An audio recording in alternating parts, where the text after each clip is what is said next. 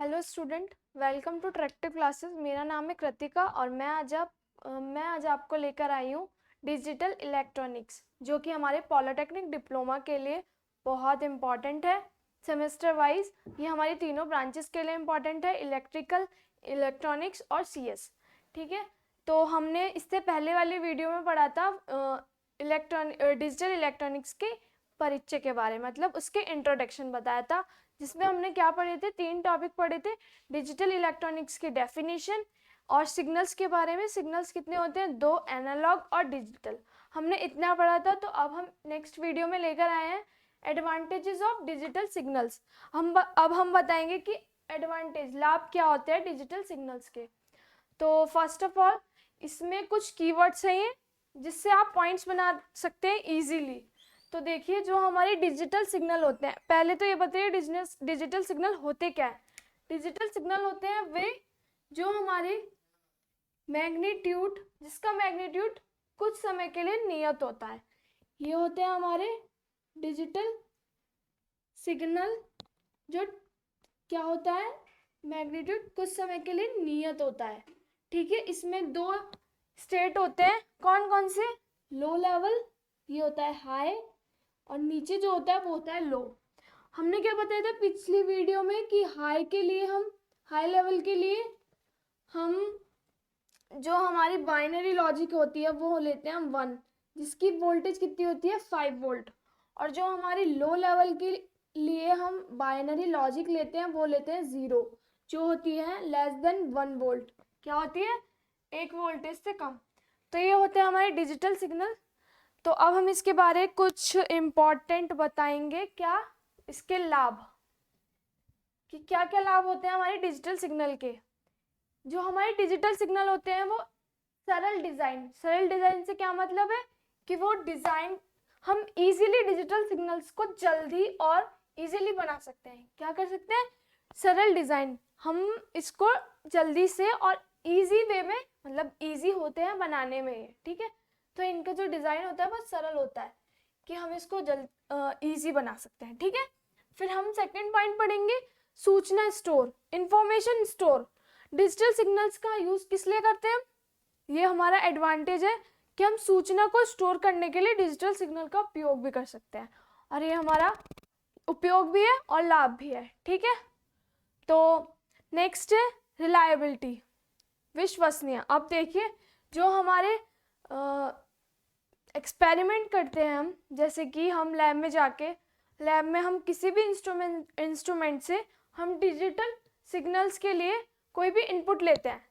तो जैसे हम इनपुट ले रहे हैं तो हमारा कुछ, जैसे एनालॉग होता है, एनालॉग क्या होता है, समय के साथ नियत चलता रहता है, और जो हमारा डिजिटल होता है वो कुछ समय के लिए नियत होता है। तो जब हम मेजर करते हैं किसी भी यूनिट के लिए, जैसे हम एक एग्जांपल लेके बताती हूँ, जैसे कोई भी इंस्ट्रूमेंट है, फिजिक्स में तो बहुत सारे हैं और कंप्यूटर में भी, तो हम किसी के लिए भी एनालॉग सिग्नल में जब हम मेजर करते हैं, क्या इंस्ट्रूमेंट की यूनिट मेजर करते हैं, तो एनालॉग में जो होती है उसकी एक्यूरेसी थोड़ी कम होती है। उसमें हमारा, जैसे हमें मेजर करना है, क्या मेजर करना है हमें, 10 वोल्ट, और आ रहा है हमारा कितना, 8 वोल्ट।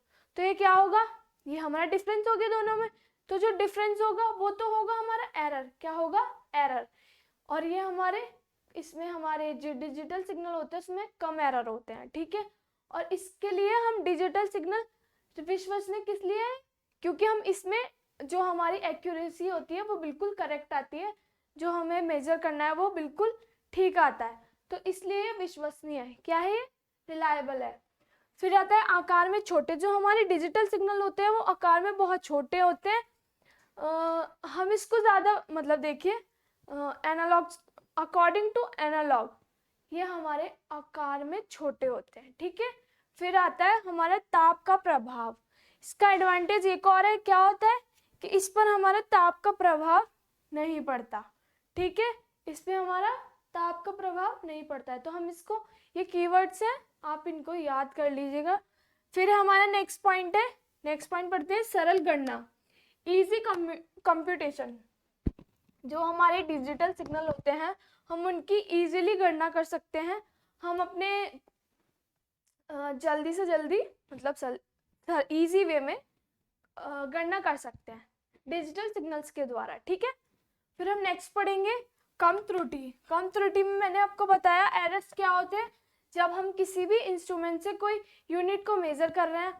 जैसे हमें करना है मेजर 10 वोल्ट और हमारा एनालॉग में वो जो आ रहा है, हमारा जो मेजरमेंट आ रहा है वो आ रहा है हमारा, हमें चाहिए कितना, डिजायर्ड कितना है 10 वोल्ट, डिजायर्ड कितना है 10 वोल्ट, और हमारा कितना आया है, आया हमारा 8 है। जो इन दोनों का डिफरेंस होता है वो होता है एरर। मैं आपको नंबर वाइज नहीं बता रही हूँ कि एरर इसमें से इसको माइनस करेंगे तो एरर आ जाएगा, नहीं, मैं बता रही हूँ आपको एक तरीका कि अगर हमारा कोई भी डिजायर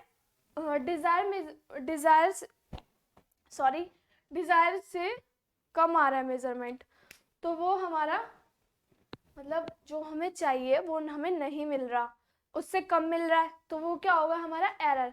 तो इसमें हमारे डिजिटल सिग्नल में एरर बहुत कम होते हैं, और जो हमारा एनालॉग सिग्नल होता है उसमें जो हमारे एरर्स हैं वो ज़्यादा होते हैं। क्यों? क्योंकि वो कंटिन्यूसली चलता रहता है और वो हमारी कोई मेजरमेंट, हम किसी भी इंस्ट्रूमेंट से कोई मेजर कर रहे हैं, मेजरमेंट ले रहे हैं, तो वो चेंज होता रहेगा। तो जब हमें रोकना है, जब हमें रोकना है तो आगे ऐसा हो सकता है कि वो पॉइंट्स आगे हो जाए, पीछे हो जाए। तो ये ठीक है, समझ आ गया आपको? डिजिटल सिग्नल में कम त्रुटियां होती हैं। फिर आता है नेक्स्ट पॉइंट, उच्च अनुक्रिया, फास्ट रिस्पॉन्स। जो हमारे डिजिटल सिग्नल होते हैं वो बहुत जल्दी रिस्पॉन्स करते हैं अकॉर्डिंग टू एनालॉग। एनालॉग जो होते हैं वो थोड़ा स्लो वर्क करते हैं। ठीक है, तो हम ये बोल सकते हैं कि हमारे डिजिटल सिग्नल जो होते हैं वो क्या होते हैं, फास्ट रिस्पॉन्स करते हैं। ठीक है, फिर नेक्स्ट पॉइंट है अधिक यथार्थता, जो हमारी होती है हाई एक्यूरेसी। जो हमारे डिजिटल सिग्नल होते हैं उनमें मैंने क्या बताया कि इसमें सरल गणना होती है, तो ये फास्ट रिस्पॉन्स करते हैं। क्या करते हैं? Fast response. जैसे अभी हम भी इसमें कोई इनपुट दे रहे हैं तो ये बहुत जल्दी उसको कंप्यूटेट करके, मतलब गणना करके जल्दी से जल्दी रिस्पॉन्स देगा, जल्दी से जल्दी आउटपुट देगा। क्या देगा? डिजिटल सिग्नल देगा। कौन देगा? Digital signal. क्या देगा? हमारा फास्ट रिस्पॉन्स। फास्ट रिस्पॉन्स कौन देगा? Digital signal. ठीक है, फिर नेक्स्ट आता है शोर विरूपण का कम प्रभाव। अब मैं आपको बताऊंगी कि शोर विरूपण क्या होता है। देखिए, जो अनवांटेड सिग्नल होते हैं हमारे, जो अनवांटेड सिग्नल हमारे मेन सिग्नल में आ जाते हैं वो होते हैं हमारे नॉइज। ठीक है, और जो हमारा डिस्ट्रक्शन होता है वो क्या होता है, जो हमारा मेन सिग्नल से कोई भी एक मिनट, कोई भी सिग्नल आके जुड़ गया, ठीक है, तो वो होगा हमारा नॉइज।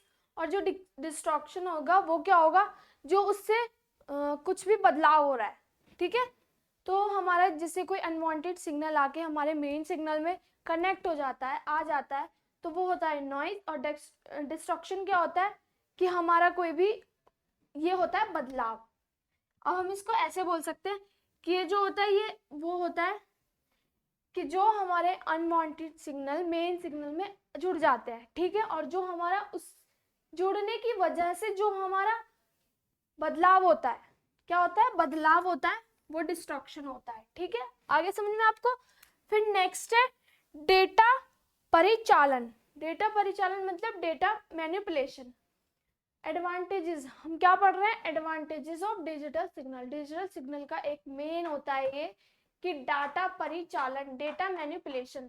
हम डिजिटल सिग्नल में जल्दी डेटा को मैनिपुलेट कर सकते हैं। क्या कर सकते हैं?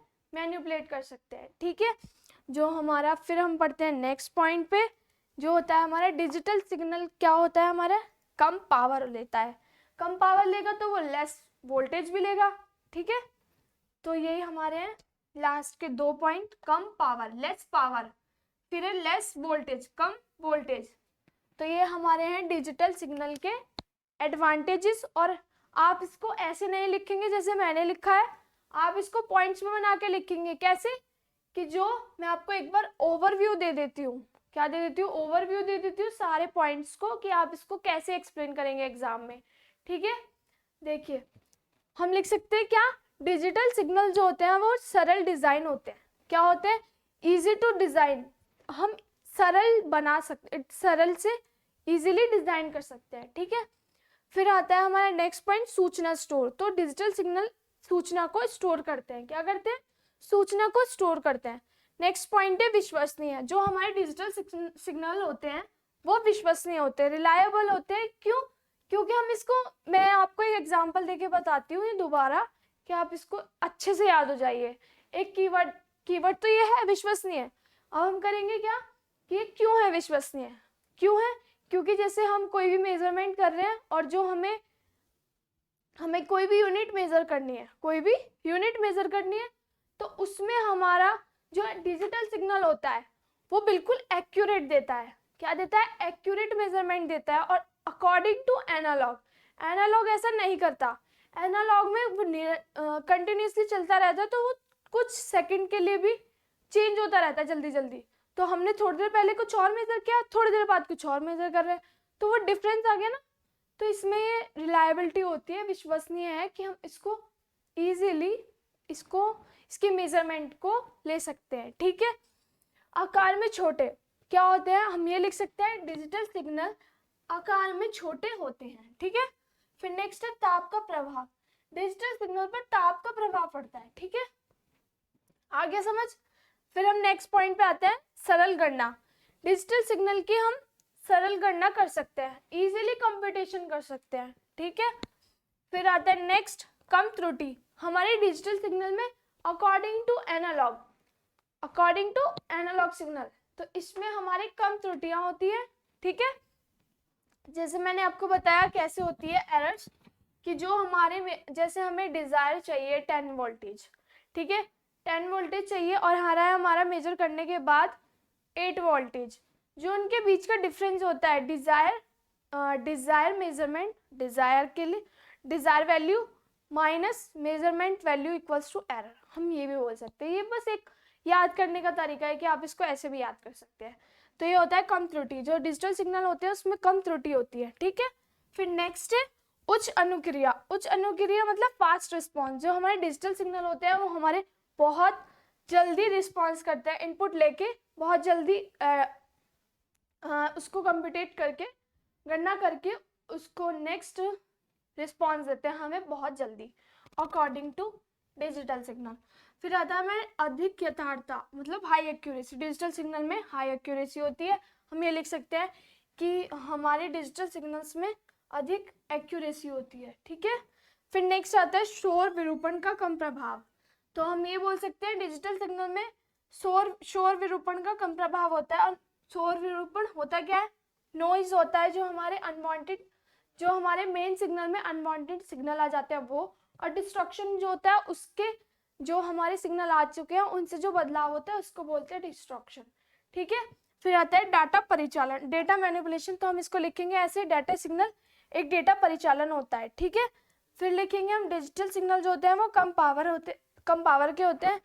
फिर लास्ट है कि डिजिटल सिग्नल जो होते हैं वो कम वोल्टेज देते हैं। जब हम कम पावर लेंगे तो कम वोल्टेज भी होगी, ठीक है, डिजिटल सिग्नल में। तो ये हैं कुछ पॉइंट्स, ये आप सभी नोट कर लीजिए, फिर मैं आपको आगे पढ़ाती हूँ। देख लीजिए एक बार, आप कुछ प्रॉब्लम हो तो बता दीजिए, आप स्क्रीनशॉट भी ले सकते हैं।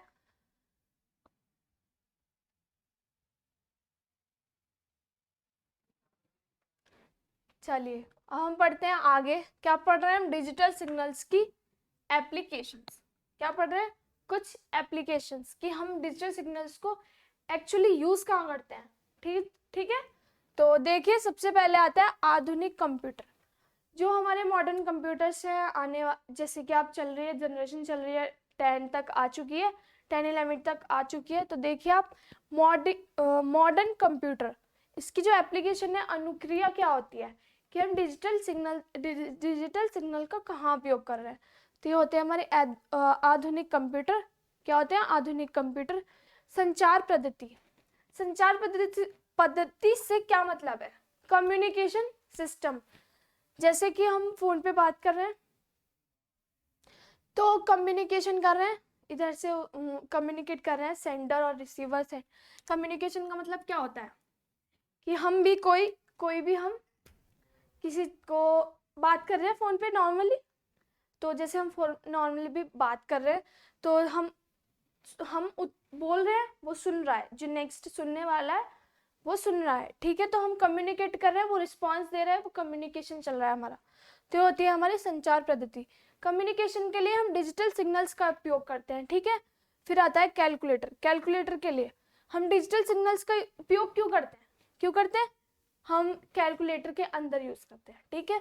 फिर आता है पावर इलेक्ट्रॉनिक्स। पावर इलेक्ट्रॉनिक्स, तो आप देखिए पावर इलेक्ट्रॉनिक्स से क्या मतलब है। यहाँ पे पावर इलेक्ट्रॉनिक्स से मतलब है कि हम डिजिटल इलेक्ट्रॉनिक्स पढ़ रहे हैं, तो नॉर्मल बात है कि हम उसके डिजिटल सिग्नल, हमने बताया था कि दो सिग्नल हैं, एनालॉग सिग्नल और डिजिटल सिग्नल।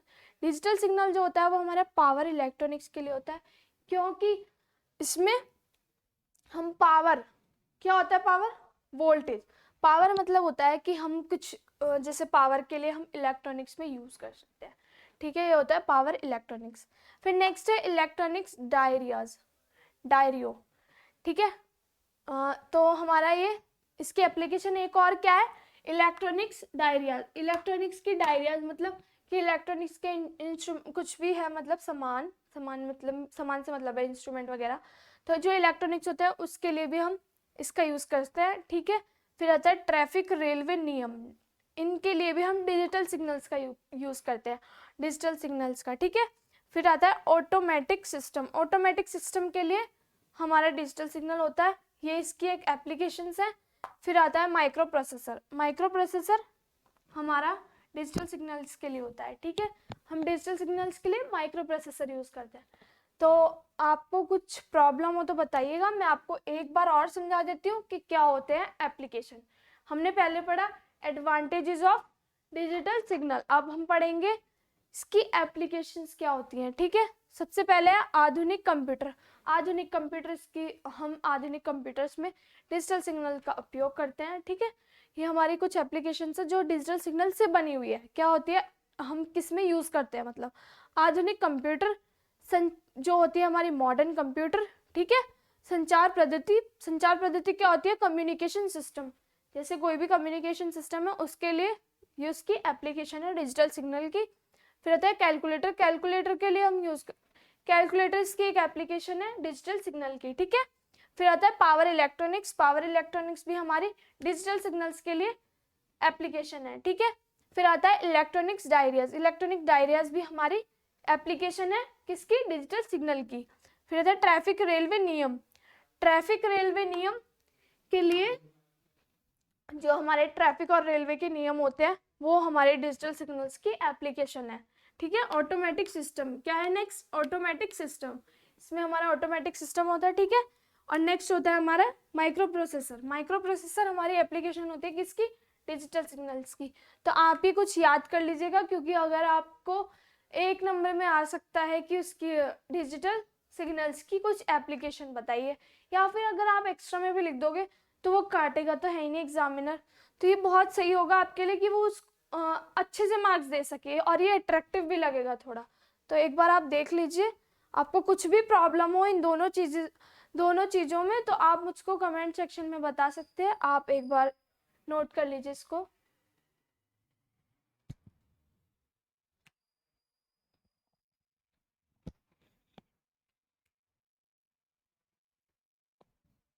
ठीक है, मैं आपको जल्दी से एक बार थोड़ा सा रिव्यू दे देती हूँ। एडवांटेजेस में हमने क्या क्या पढ़े, सरल डिज़ाइन होता है इनका, सूचना इंफॉर्मेशन स्टोर कर सकते हैं, ये रिलायबल होते हैं, आकार में छोटे होते हैं, ताप का प्रभाव पड़ता है, ठीक है। सरल गणना, इजीली हम इसको, ये डिजिटल सिग्नल सरल गणना करते हैं, इजी कंप्यूटेशन करते हैं, सॉरी इजी कंप्यूटेशन करते हैं। कम त्रुटियां होती हैं हमारे डिजिटल सिग्नल्स में, उच्च अनुक्रिया होती है, मतलब फास्ट रिस्पॉन्स देता है हमारा डिजिटल सिग्नल। अधिक यथार्थता मतलब हाई एक्यूरेसी, हमारे डिजिटल सिग्नल में हाई एक्यूरेसी होती है। शोर विरूपण का कम प्रभाव पड़ता है, ठीक है। डेटा परिचालन होते हैं हमारे डिजिटल सिग्नल, कम पावर लेते हैं हमारे डिजिटल सिग्नल्स, और कम वोल्टता लेते हैं हमारे डिजिटल सिग्नल, ठीक है। फिर हमने इसमें नेक्स्ट क्या पढ़ा, एप्लीकेशंस की क्या होती है हमारी एप्लीकेशंस। तो फर्स्ट है आधुनिक कंप्यूटर। आधुनिक कंप्यूटर इसकी एप्लीकेशन है, देखिएगा ये पॉइंट्स है, आप इसको याद कर लीजिएगा, मैं आपको बता रही हूँ। आधुनिक कंप्यूटर संचार पद्धति जो होती है, कम्युनिकेशन सिस्टम। फिर आता है कैलकुलेटर। कैलकुलेटर का इसकी एक एप्लीकेशन है। पावर इलेक्ट्रॉनिक्स, क्या होती है पावर इलेक्ट्रॉनिक्स। और फिर है नेक्स्ट इलेक्ट्रॉनिक्स डायरियाज। क्या होती है इलेक्ट्रॉनिक्स डायरियाज, इसकी एप्लीकेशन है। ट्रैफिक और रेलवे नियम के सिग्नल्स, ये हमारे डिजिटल सिग्नल्स की एप्लीकेशन है। ऑटोमेटिक सिस्टम, क्या है ऑटोमेटिक सिस्टम। फिर है माइक्रो प्रोसेसर, क्या है माइक्रो प्रोसेसर। तो ये है कुछ पॉइंट्स, आप इनको नोट कर लीजिएगा, और कोई भी दिक्कत हो तो आप कमेंट सेक्शन में बता दीजिएगा कमेंट करके। और आज की वीडियो के लिए इतना ही, और नेक्स्ट वीडियो में हम पढ़ेंगे क्या, नंबर सिस्टम, संख्या पद्धति, जो कि हमारे बहुत ज़्यादा न्यूमेरिकल क्वेश्चन आते हैं उससे, ठीक है। उसमें हम बाइनरी, डिजिटल, बाइनरी, डेसिमल, ये सब पढ़ेंगे। तो आज की वीडियो के लिए इतना ही। Thank you so much, take care, bye bye.